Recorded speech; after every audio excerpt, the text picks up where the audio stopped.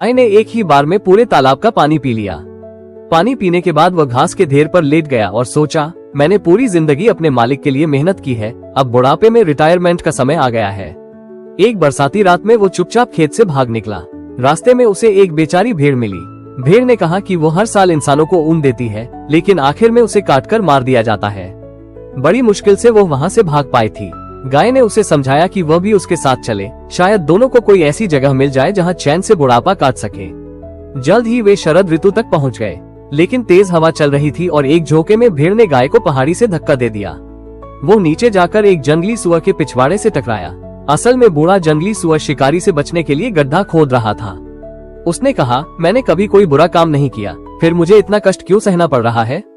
गाय ने उसे भी अपने दल में शामिल होने को कहा। तीनों जानवर मिलकर एक ऐसी जगह ढूंढने निकल पड़े जहां आजादी से रह सके। सर्दी में उन्हें एक मुर्गा मिला। वो हर दिन ईमानदारी से बांग देकर इंसानों को जगाता था, लेकिन जैसे ही नया साल आता, लोग उसे काटकर खा जाते। वो जान जोखिम में डालकर वहां से भागा था। अब उनका रिटायरमेंट दल और बड़ा हो गया। चारों एक ही सपना लेकर आगे बढ़ने लगे, लेकिन ज्यादा दूर नहीं गए थे कि बर्फ और तूफान बढ़ गया। भेड़, जंगली सुअर और मुर्गा आगे चलने से मना कर बैठे। उन्हें लगा, इतना ही ठीक है और कष्ट क्यों उठाएं। सिर्फ गाय ने हार नहीं मानी। वो जंगल पार करके पहुंचा और अपनी मेहनत से एक लकड़ी का छोटा घर बनाया। अब उसका जीवन आरामदायक और खुशहाल था। कुछ समय बाद उसके साथी भी वहां आ पहुंचे। उन्होंने खुशी से गाय को नमस्ते किया और खुद ही घर में घुसकर आग तापने और खाने लगे। जी पहले तो खुश नहीं था, क्योंकि यह सब उसने अपनी मेहनत से बनाया था और बाकी साथियों ने कुछ नहीं किया था। लेकिन ये सोचकर कि सभी का सपना एक ही है, उसने उन्हें वहां रहने दिया। लेकिन अच्छी जिंदगी ज्यादा दिन नहीं चली।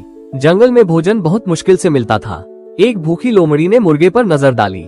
जैसे ही वो हमला करने वाली थी, जंगली सुअर ने उसे भगा दिया। लोमड़ी को समझ आ गया कि अकेले उसका कुछ नहीं होगा। उसने जंगल में अपने पुराने साथी बूढ़े भेड़िए को बुलाया। भेड़िया बहुत बूढ़ा था और भूख से पेड़ की छाल खा रहा था। खाना मिलने की खबर सुनते ही वो नकली दांत लगाकर लोमड़ी के साथ एक ताकतवर भालू को बुलाने चला गया।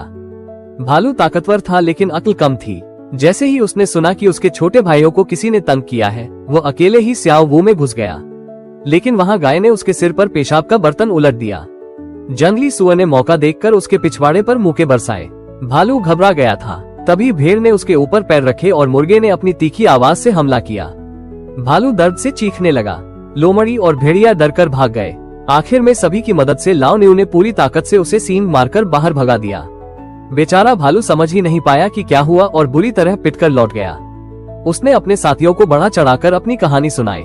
भेड़िया समझ गया कि अब कभी खाना नहीं मिलेगा और भूख से बेहोश हो गया। कुछ समय बाद स्याओ वो में रहने वाले चारों जानवर भी बुढ़ापे में मर गए। लेकिन उनके कठिन जीवन की तुलना में जंगल में रहने वाले लोमड़ी, भेड़िया और भालू उनसे कहीं ज्यादा खुशहाल थे।